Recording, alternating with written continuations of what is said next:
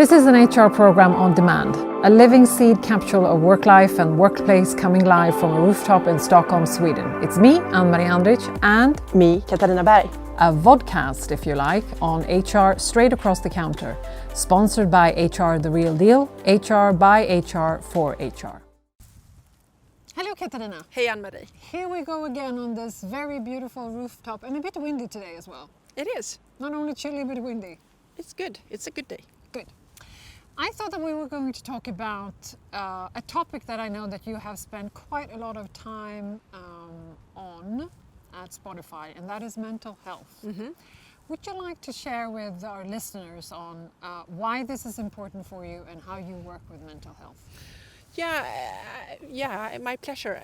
Then I have to take you back a couple of years, and I had a like wearying feeling of that we didn't do what we should or could or needed to do within this space. So, and then I had a person that I thought would be awesome in the team, and she actually had a different role in the HR team, and she was coming back from parental leave. So I checked in with, her name is Lynn Caldas, and I checked in with her and said, I think we need to do something within this space. And I think we need to do it, and the way that I view it may be strange. She looked at me like, what? But maybe strange. I think it should be part of diversity, inclusion and belonging team, because I think it is actually, a diverse approach to what is really common in society and obviously in our workplace too. And Lynn, open-minded as she is, first of all, to my big, joy, she accepted and thought that would be really interesting and obviously important to step into that space. And secondly, she didn't think it was so strange that I wanted to put it within diversity, inclusion and belonging. At the time, the diversity, inclusion and belonging team thought it was a bit strange, but not in a way that they thought it was, no, let's not do it, or let's not put it together with the rest of the work that we do. But I think it was more one of those, it doesn't usually sit there. And we all know that chosen truth and what we have come to know as this is the norm or accustomed to, most of us think that is like, oh, where are we going with this? But that, I think now it turned out to be really, really good for us and worked really well. One, because we already had like a foundation and a couple of strategies that we could put it and pin it to. Secondly, Lynn and the work had also an opportunity to go a bit free on what do we need. And I think one of the smart things that Lynn did in the beginning was this. She actually went out into the organization and asked people what are the pieces that we should start to work with and what should be the tenets within our what we call heart and soul strategy, and what do we find to be most important, and as it always is, if we would have done it or if HR would have put it down, I think there was a couple of things that we thought was important, and especially that in the time frame and in what order to do them. It's not that we're doing different things now, but I think we started in a different kind of end, and also with different topics that we would have done otherwise. As you usually do when you have read up on something, or you have theory, or you have experience. But it was so smart of her to really start where all the really brave and open and transparent people that struggle with mental illness or mental health, not necessarily on a daily basis. And we all know what the stats looks like, right? Yeah. It's not a positive reading. And most countries and some of the organizations that take the stance of let's not talk about it, let's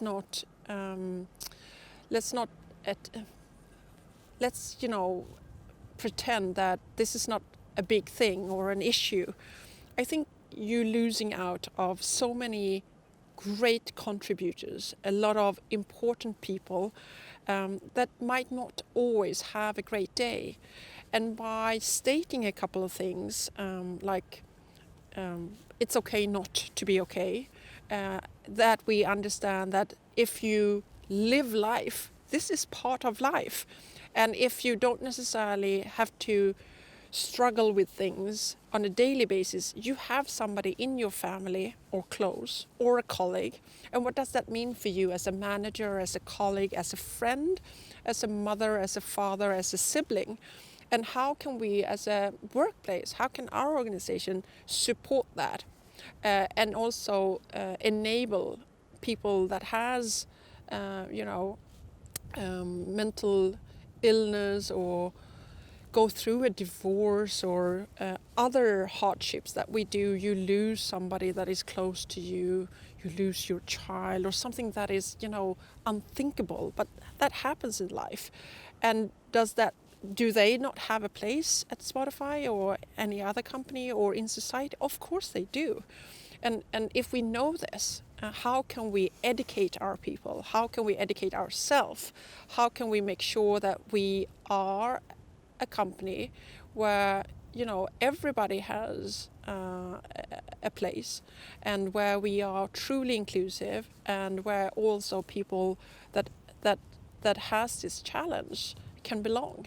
And that was important from the get-go. And I think Lynn and the team and all the 38 Heart and Soul ambassadors that we have today and counting are doing so much for us to remove stigma in our workplace, but also I think in the long run it's going to be also a game changer, hopefully, in society and for other companies. Definitely.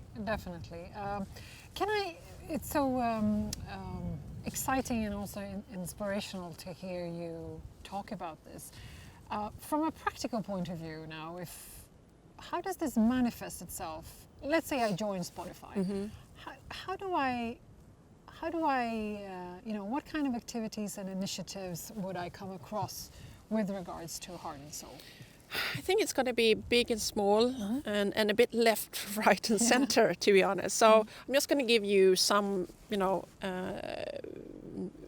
we nudge people. What does that mean? Okay. Katarina. What? I was going to call you something else. Okay. I've been called a lot of things, so it's totally okay if you. But my name is Katarina. Yes. What does nudging mean? Just for the listeners. No, who but are not just aware. it's not that I think these are things that people don't know about.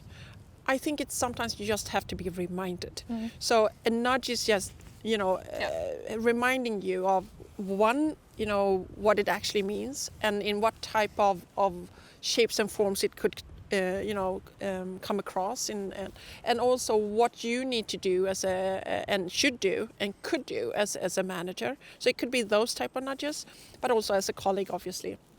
The other thing is that that there is a couple of things that are put in place. There is professional support, and what numbers or what emails and your insurance can help you with that. It could also be lectures and talks, and on mental health day. We have in our bigger hubs, but also obviously digital and virtual, and not just a year like during the pandemic, but you can go in and you can listen to streamed information or colleagues that tell their story, or famous artists, and so on and so forth. So it's so many different things, but it's also the support and just having it out there as nothing big or something to be skeptical or even be scared about, and for sure nothing to be ashamed of. Right. Excellent. So just before we close, the role of the ambassadors, because you mentioned Lynn is driving Heart and Soul, but she also leverages on ambassadors. What are they doing? What is their role? And how do they help? I would say that they are in one way like mini ERGs, right, spread around the world, and also in the different functions and in the organization. And the ERG is of course an employee resource group, and they all work and have knowledge about or experience mental illness. But it's also about fitness, right? How can we prevent things? How can we make sure that we are set up in a way that we don't necessarily have to fall down into those really dark and long pitfalls that usually occurs, and other things. But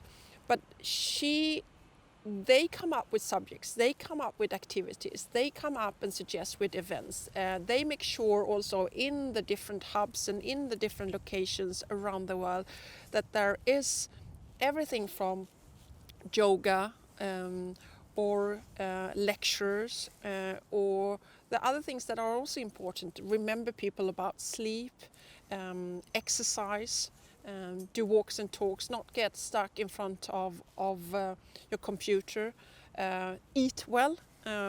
All the things that we all know as grown-ups is important, but it's easy to forget.